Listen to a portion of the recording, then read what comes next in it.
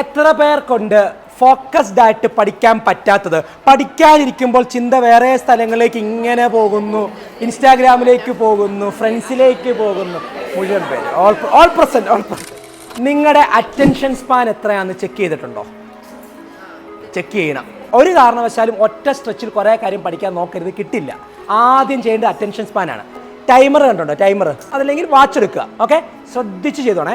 നിങ്ങൾ വീട്ടിൽ ചെല്ലുക, ഒരു ടൈമർ എടുത്ത് വെക്കുക, ഡിസ്ട്രാക്ഷൻസ് മുഴുവൻ മാറ്റി വെക്കുക. Distractions means phone, T V, അനിയൻ, അനിയത്തി, അവരൊക്കെ അടുത്ത് മാറ്റി വെക്കുക. എടുത്തുകൊണ്ട് കുപ്പിക്കകത്ത് ഇട്ട് വെച്ചേക്കരുത്. ഓക്കെ, ഇവൻ ഭയങ്കര ഡിസ്ട്രാക്ഷൻ, എടുത്തുകൊണ്ട് അങ്ങനെ ചെയ്യരുത്. അവരെയൊക്കെ മാറ്റി വെക്കുക. ഓക്കെ, എന്നിട്ട് സമാധാനമായിട്ട് പഠിക്കാനിരിക്കുന്ന മുറിയിൽ ഇരിക്കുക. എന്നിട്ട് പഠിക്കാൻ ഇഷ്ടമുള്ളൊരു വിഷയം ഇങ്ങെടുക്കുക, ടൈമർ ഓൺ ചെയ്യുക, പഠിക്കാൻ തുടങ്ങുക.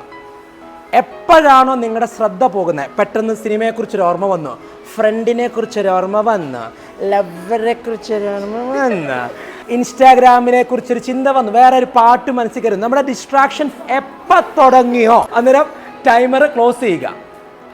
ഈ സമയമാണ് നിങ്ങളുടെ അറ്റൻഷൻ സ്പാൻ.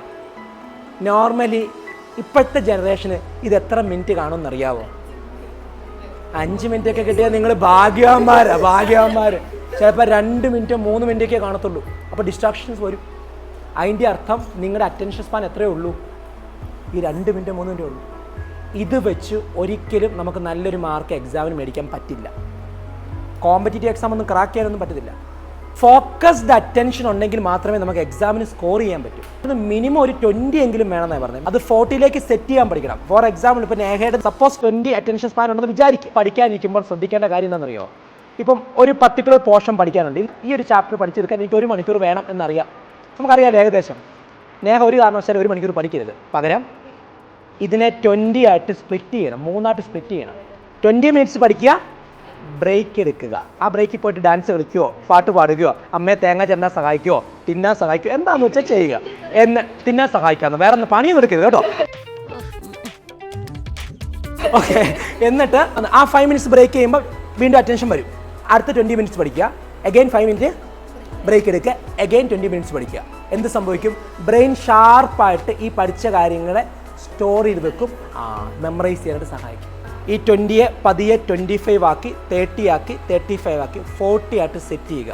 അത് ഇന്ന് മുതൽ പ്രാക്ടീസ് ചെയ്താൽ നിങ്ങൾക്ക് ഒരു 2-3 ആഴ്ചകൾ കൊണ്ട് 40ലേക്ക് സെറ്റ് ചെയ്യാനായിട്ട് പറ്റും. പരീക്ഷയ്ക്ക് മുമ്പ് അത് 40ൽ എത്തിക്കണം.